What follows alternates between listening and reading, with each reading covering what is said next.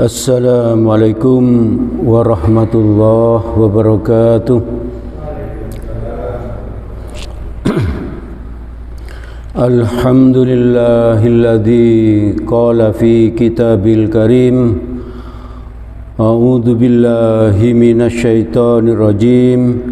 Bismillahirrahmanirrahim.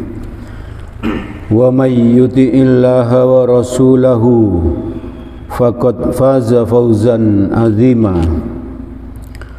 Qala Rasulullah sallallahu alaihi wasallam, as-sahuru akluhu barakah, fala tad'uhu walau ay yajra'a ahadukum jar'atan min ma'im fa innallaha wa malaikatahu yusalluna 'alal mutasahhirin. Ashhadu an la ilaha illallah wahdahu la syarika lah wa ashhadu anna Muhammadan abduhu wa rasuluh la nabiyya ba'dah. Allahumma salli ala Muhammad wa ala alihi wa ashabihi wa man tabi'ahum bi ihsanin ila yaumiddin. Jamaah salat maghrib Masjid Al-Muhajirin yang dirahmati oleh Allah, syukur alhamdulillah Allah menolong kita untuk istiqomah hadir ke Masjid Al-Muhajirin ini untuk salat berjamaah, untuk mendengarkan kajian-kajian atau menghadiri majelis ilmu yang diadakan di Masjid Al-Muhajirin. Tentunya kita harus berusaha keras dan berdoa agar kita senantiasa terus istiqomah hadir ke majelis ilmu ini, karena setan sangat tidak suka kepada orang yang ngaji, ya, kepada orang yang menghadiri majelis ilmu. Mengapa? Karena hadisnya itu yang sering kita baca, hadis riwayat Muslim dari Abu Hurairah radhiyallahu an, siapa yang berjalan untuk menuntut ilmu atau menghadiri majelis ilmu, maka Allah akan memudahkan baginya jalan menuju surga. Jadi orang yang hadir ke majelis ilmu, ke pengajian-pengajian, itu akan dimudahkan jalannya oleh Allah untuk menuju surga. Dan setan tidak suka kita itu mudah masuk surga, pasti tidak suka. Sehingga kalau kita itu niat mau ngaji, pasti apa? Pasti dihalang-halangi terus oleh setan. Jamaah Masjid Al-Muhajirin yang dirahmati oleh Allah, kesempatan malam ini kembali kita mengingat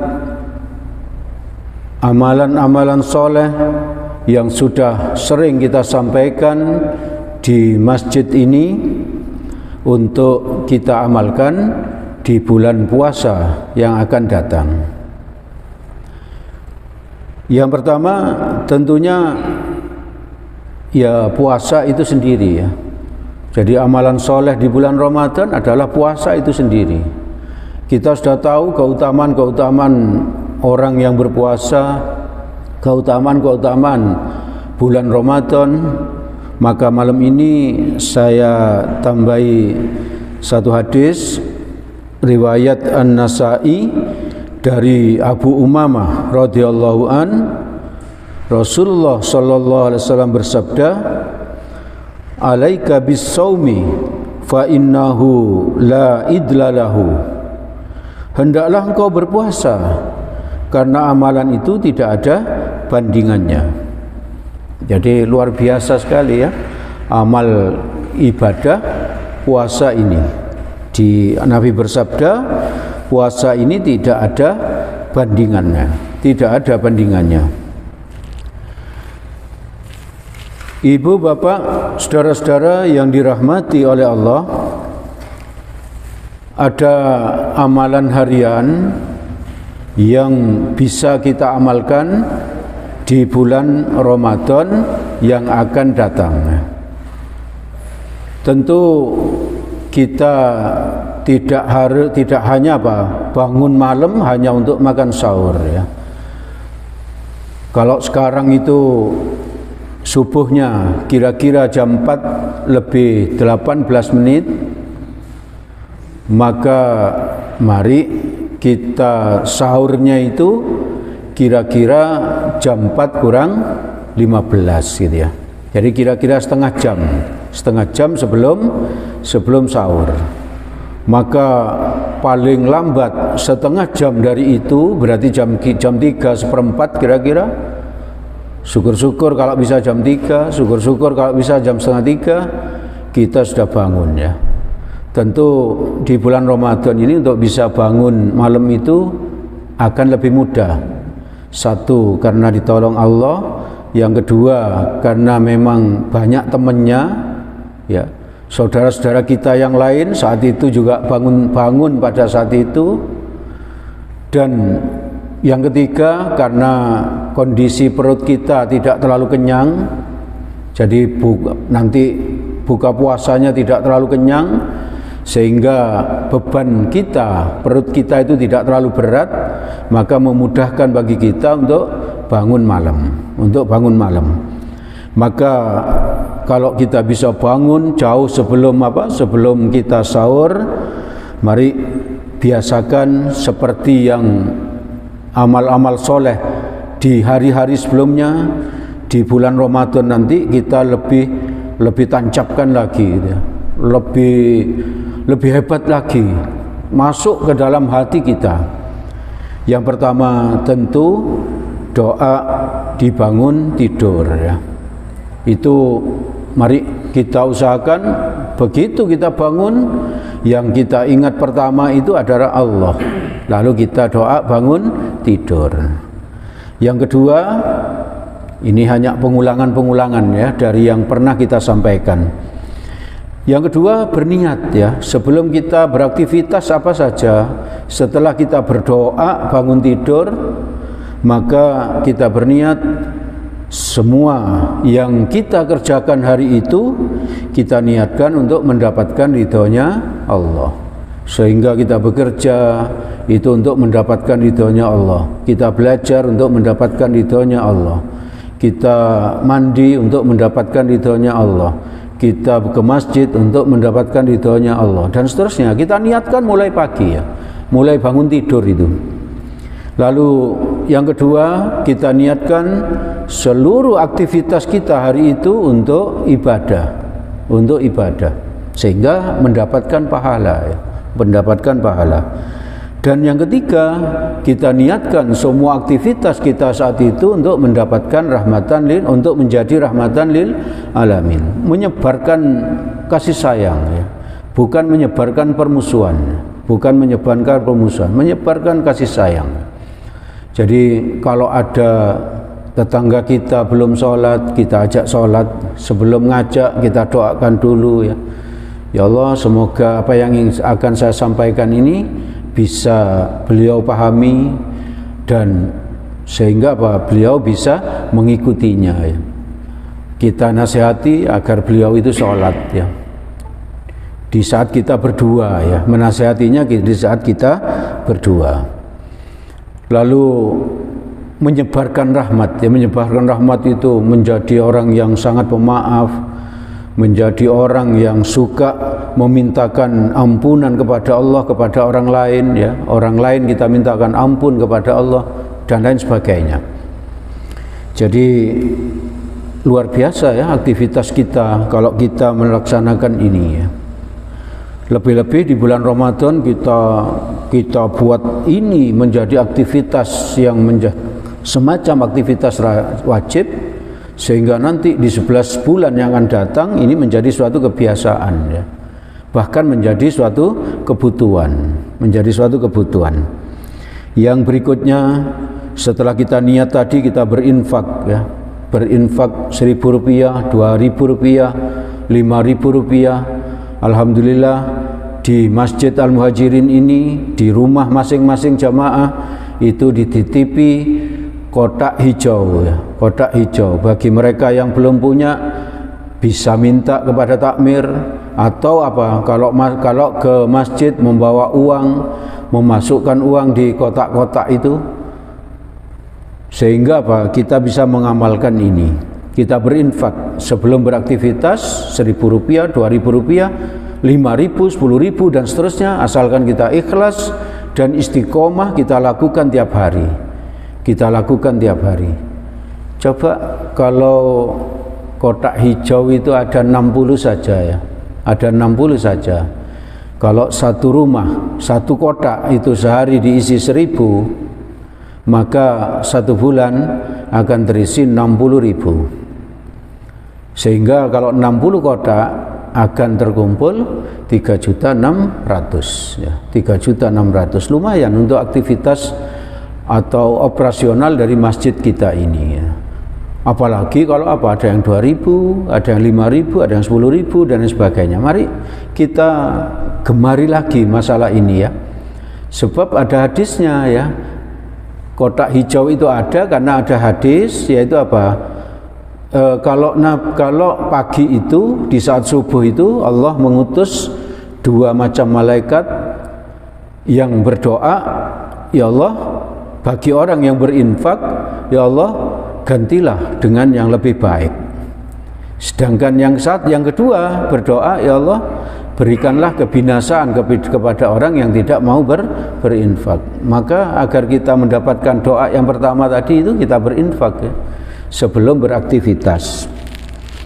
Lalu kita setelah wudhu dan lain sebagainya, kita sholat malam ya. Kita sholat malam.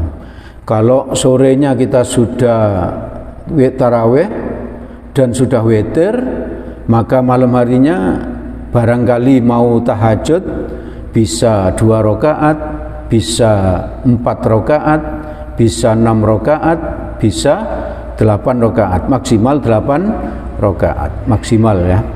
Kalau sorenya di saat tarawih itu sudah witir, maka malamnya tidak perlu witir lagi, karena di satu malam itu tidak ada 2 kali witir. Jadi witir itu maksimal 3 rakaat ya. 3 rakaat, boleh 1 rakaat, boleh 3 rakaat, boleh 3 rakaat itu boleh 1 kali salam, boleh 2 kali salam. Jadi 2 rakaat lalu 1 rakaat, terserah mana yang akan kita pakai. Jadi mari kita tahajud, membiasakan diri di saat bulan Ramadan sehingga menjadi suatu kebiasaan nanti, dan akhirnya menjadi kebutuhan. Jadi kita nanti suatu saat akan merasa butuh untuk apa? Untuk sholat tahajud. Butuh. Kalau suatu saat kita nggak tahajud, misalnya sakit itu kita akan merasa berdosa gitu.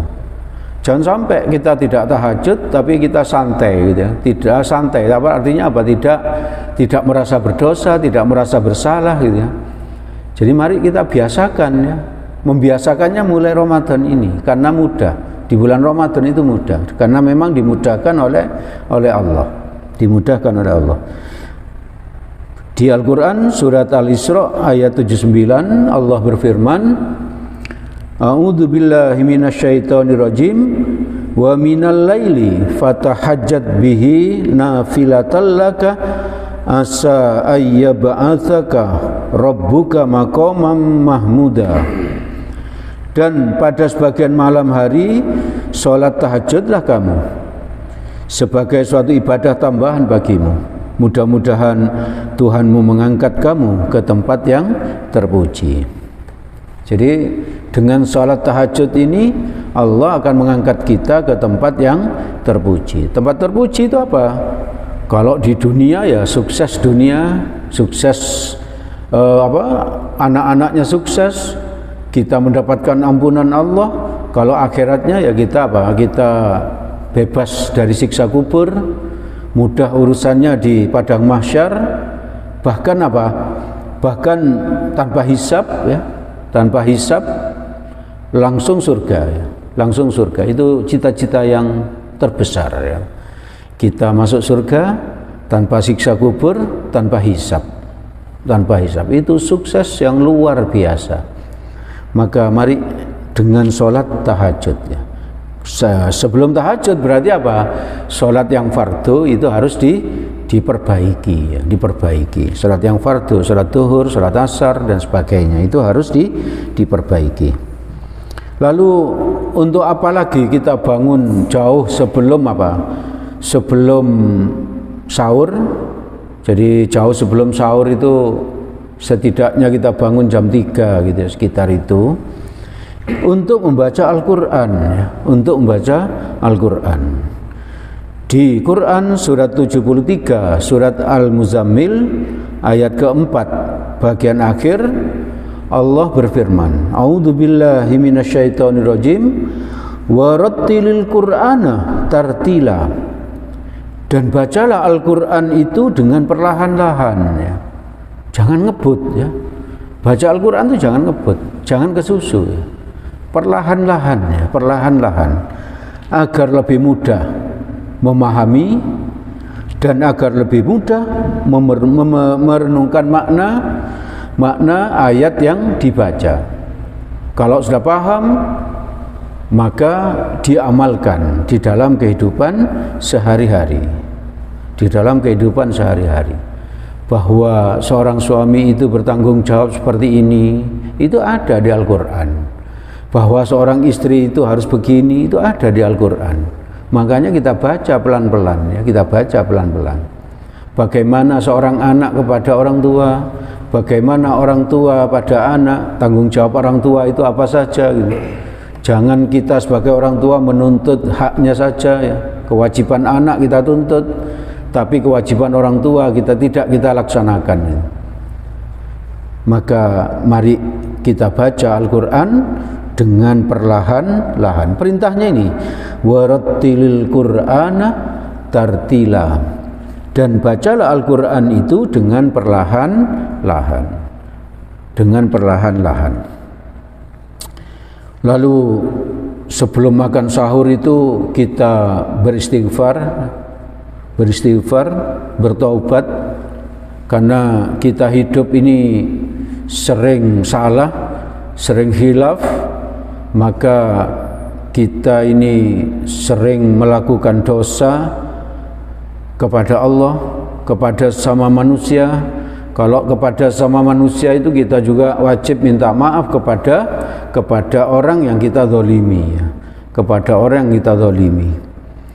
Maka kalau kepada Allah cukup beristighfar, bertaubat.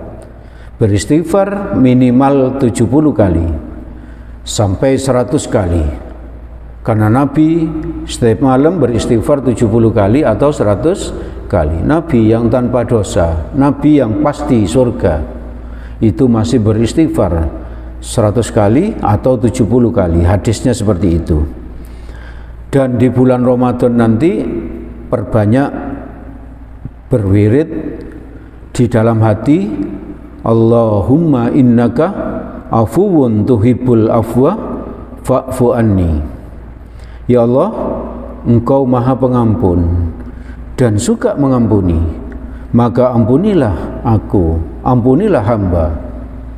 Jadi kita perbanyak wirid itu ya, kita perbanyak siang hari, malam hari, lebih-lebih malam hari ya, lebih-lebih malam hari, perbanyak ya, tidak usah dihitung, sebanyak-banyaknya, sebanyak yang kita ingat ya, sebanyak yang kita ingat. Ingat pesan Nabi atau ancaman Nabi yang pernah kita sampaikan, sungguh celaka orang yang keluar dari bulan Ramadan tapi dia tidak mendapatkan ampunan dari Allah. Jangan sampai kita celaka ya. Semoga kita disampaikan Allah ke bulan Ramadan yang akan datang ini, yang sebentar lagi ini, lalu kita banyak-banyak bertaubat, banyak-banyak beramal soleh, sehingga kita keluar dari bulan Ramadan kita mendapatkan ampunan dari Allah, sehingga kita tidak termasuk orang yang celaka. Ibu, bapak, saudara-saudara yang dirahmati oleh Allah, lalu di bulan Ramadan nanti kita juga berdoa dengan sungguh-sungguh sebelum kita makan sahur. Kenapa begitu? Karena di waktu makan sahur itu antara jam 2 sampai subuh itu semua doa pasti dikabulkan. Semua permintaan akan diberi. Semua yang minta ampun akan diampuni. Jadi Allah yang berfirman seperti itu di dalam hadis qudsi. Hadis riwayat Bukhari nomor 1145 dan Muslim nomor 758 dari Abu Hurairah radhiyallahu an, Nabi bersabda, saya baca artinya, Tuhan kita tabarakallahu ta'ala turun ke langit dunia ketika tersisa sepertiga malam terakhir. Insya Allah Bapak Ibu saudara-saudara hafal dengan hadis ini, tapi tetap saya sampaikan ya, untuk mencerahkan lagi ya, agar kita lebih mantap nanti di dalam beramal ya. Di dalam beramal, agar kita ingat dengan hadis ini ketika kita beramal nanti. Lantas Allah berfirman, siapa saja yang berdoa kepadaku di sepertiga malam terakhir ini, di sini Allah, maka akan aku kabulkan. Itu Allah yang berfirman, saya hanya membaca ya.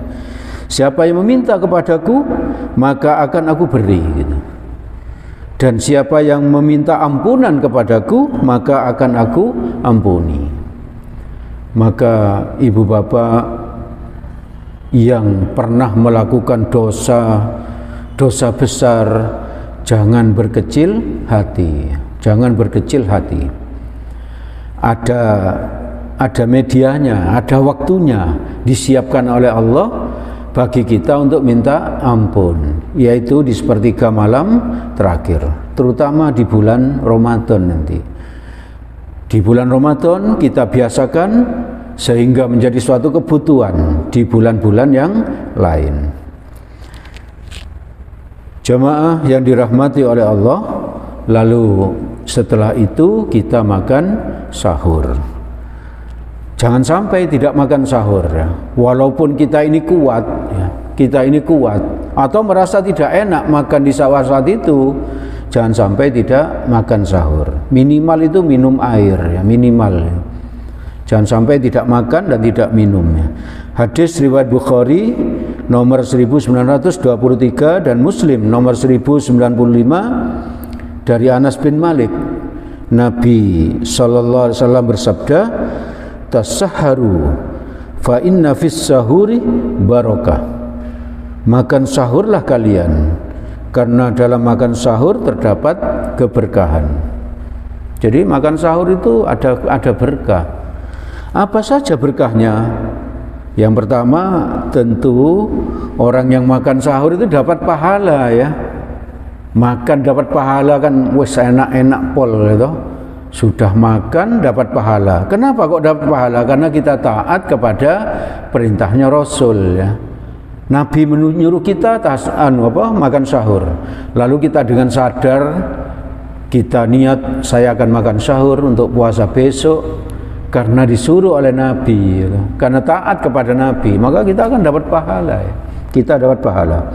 Di Quran surat Al-Ahzab ayat 71 yang saya baca pada pembuka tadi, Allah berfirman, barang siapa mentaati Allah dan Rasulnya, maka sesungguhnya ia telah mendapat kemenangan yang besar.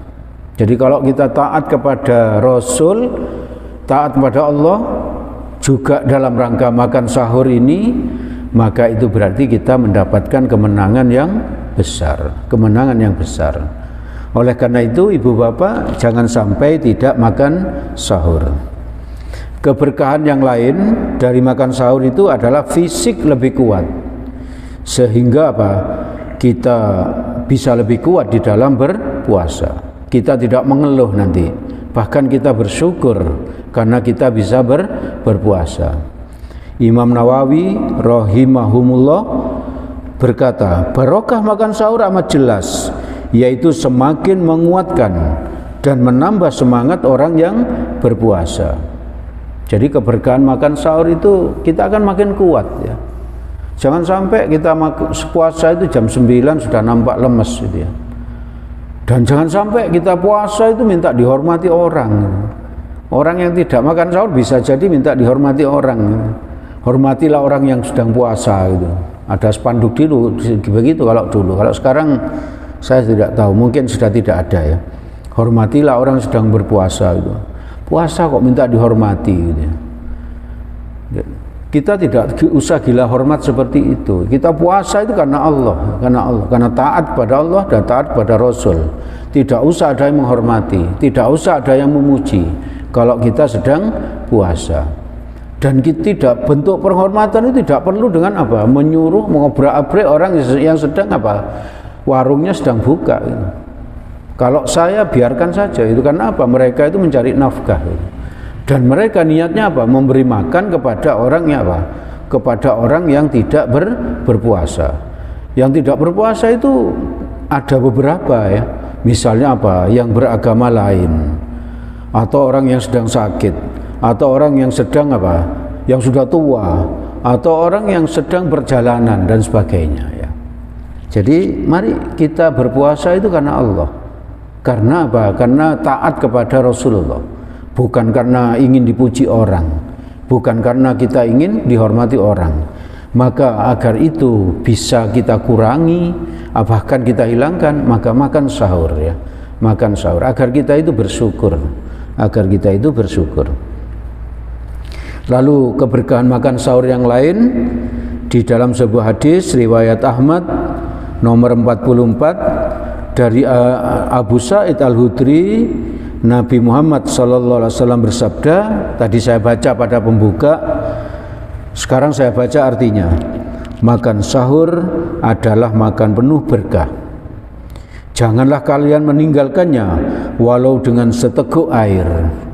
Jadi tetap minum walaupun dengan seteguk air. Makan sesuap nasi misalnya dan seteguk air itu sudah penuh dengan berkah ya. Karena Allah dan malaikatnya bersolawat kepada orang yang makan sahur. Jadi luar biasa ya. Allah dan malaikatnya bersolawat kepada orang yang makan sahur. Bersolawat, Allah bersolawat kepada kita itu maksudnya apa? Allah mengampuni kita, Allah menyayangi kita, Allah mengabulkan permintaan kita dan sebagainya. Kalau malaikat bersolawat kepada kita itu maksudnya apa? Kita didoakan oleh malaikat agar hajat kita terkabul. Kita didoakan oleh malaikat agar kita diampuni oleh Allah dan lain sebagainya ya.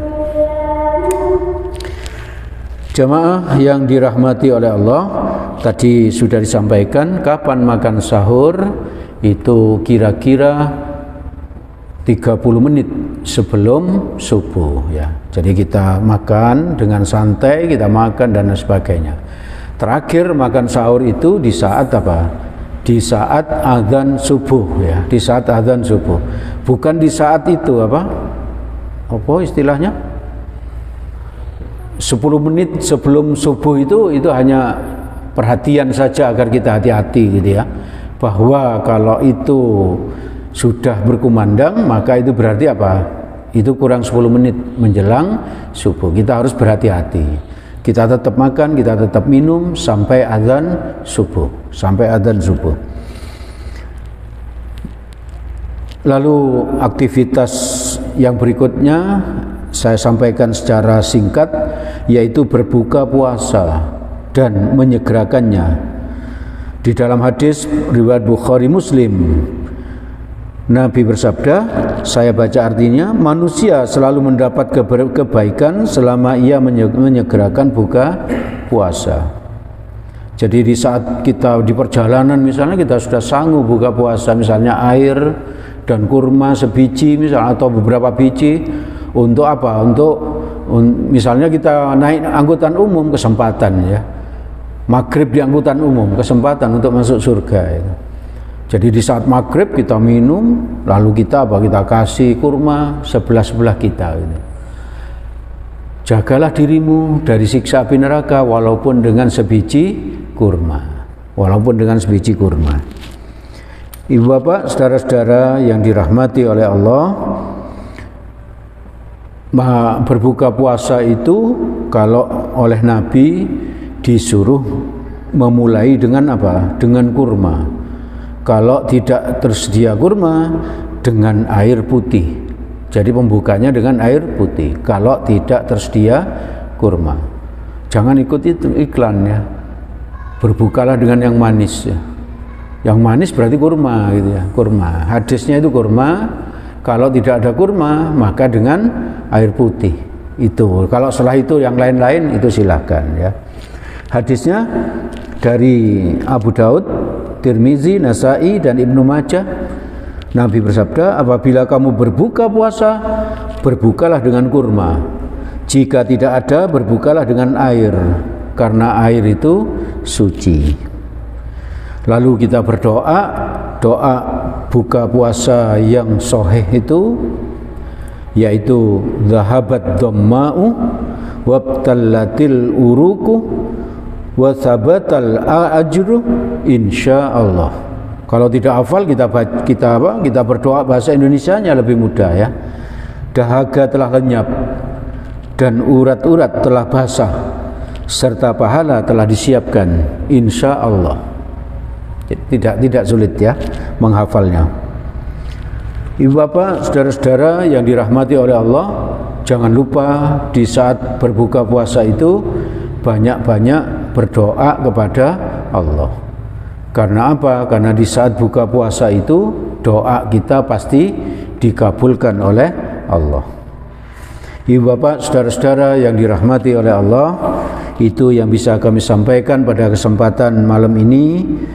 Selanjutnya kami umumkan kajian Sabtu malam ba'da maghrib dipindah ke hari Ahad ya. Berarti mulai minggu depan ya, mulai pekan depan. Ahad 3 April subuh itu kajian diisi oleh Ustadz Doni. Demikian juga Ahad pekan-pekan berikutnya ya. Jadi setiap Ahad subuh. Lalu kajian setiap Ahad maghrib seperti ini kita liburkan selama Ramadan. Maka mari kita berusaha mengamalkan hasil ngaji kita.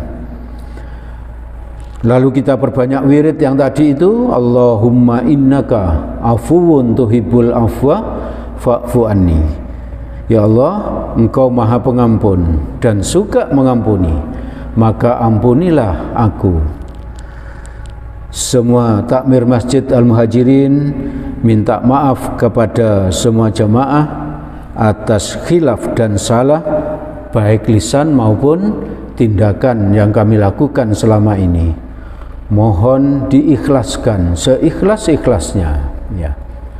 Semoga kita semua takmir beserta jamaah dan semua keluarganya ditolong oleh Allah agar bisa berpuasa dan beramal ibadah yang lain di bulan Ramadan yang akan datang ini dengan sebaik-baiknya, seperti yang dilakukan oleh Nabi Muhammad sallallahu alaihi wasallam. Amin. Mari kita anggap Ramadan tahun ini adalah Ramadan terakhir kita, agar kita lebih bersemangat ya, agar kita lebih bersemangat. Baik, saya umumkan bahwa